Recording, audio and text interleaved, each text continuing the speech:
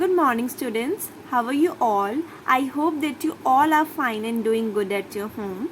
So, welcome to your EVS class. In today's class, we will start our chapter number 10th, Interdependence and Environment.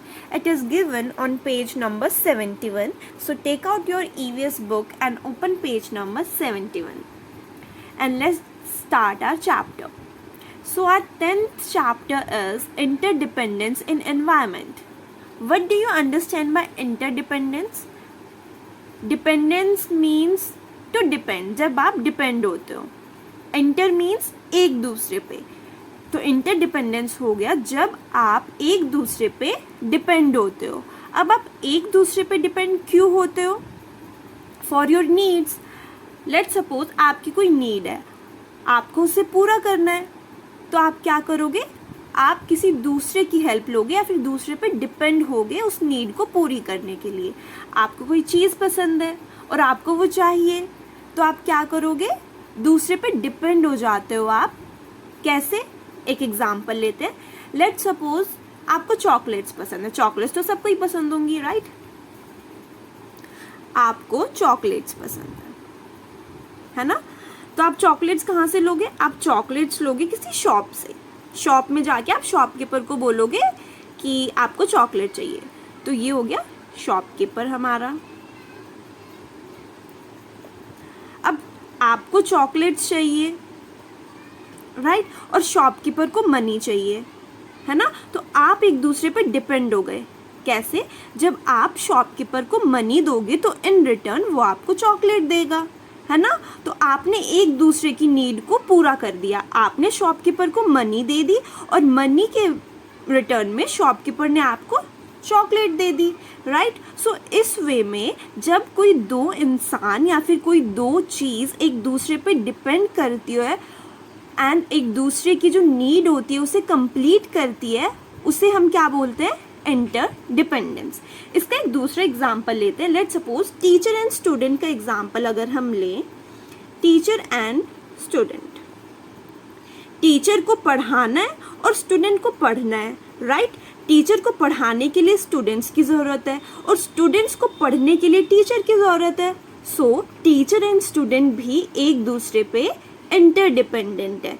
Teacher को पढ़ाने के लिए students चाहिए और students को पढ़ने के लिए टीचर चाहिए. सो ये हमारा एक दूसरा एग्जाम्पल हो गया. टीचर और स्टूडेंट जो कि एक दूसरे पे इंटरडिपेंड होते हैं. ठीक है? सो इस इंटरडिपेंडेंस का मतलब समझ आ गया. इंटरडिपेंडेंस मीन्स जब कोई दो इंसान या फिर कोई दो चीज़ एक दूसरे पे डिपेंड होती है अपनी नीड को पूरी करने के लिए, उसे हम इंटरडिपेंडेंस बोलते हैं. सो इन दिस चैप्टर हम बेसिकली यही इंटरडिपेंडेंस पढ़ेंगे in environment. Now what is environment?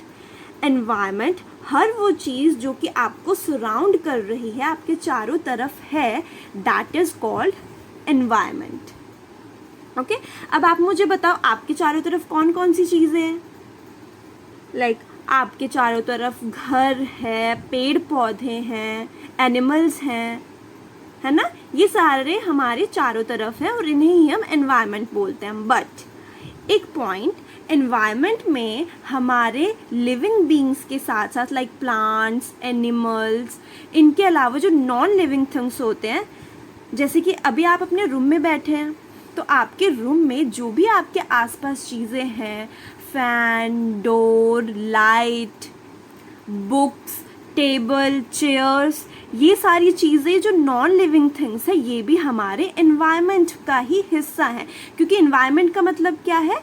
हर वो चीज़ जो कि आपके चारों तरफ प्रेजेंट है, या तो वो लिविंग हो या फिर नॉन लिविंग हो, दोनों ही हमारे एनवायरनमेंट का पार्ट है.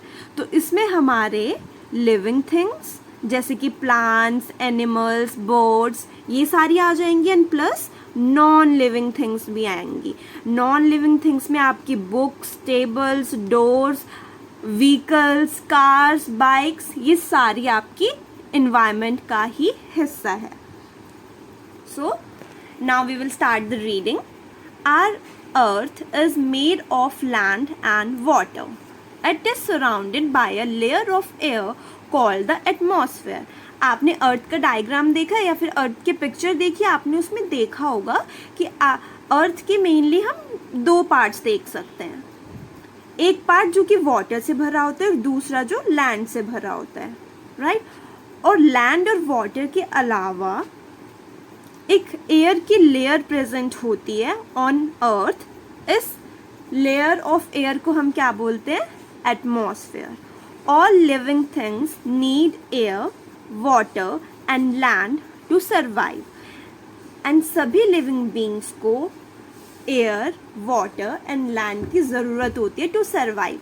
जैसे हम ह्यूमन बींग्स की कुछ बेसिक नीड्स होती है ना, फूड, शेल्टर, क्लोथ्स, ऐसे ही एयर, वाटर एंड लैंड भी हमारी बेसिक नीड्स होती हैं जो कि हमें चाहिए ही चाहिए टू सर्वाइव।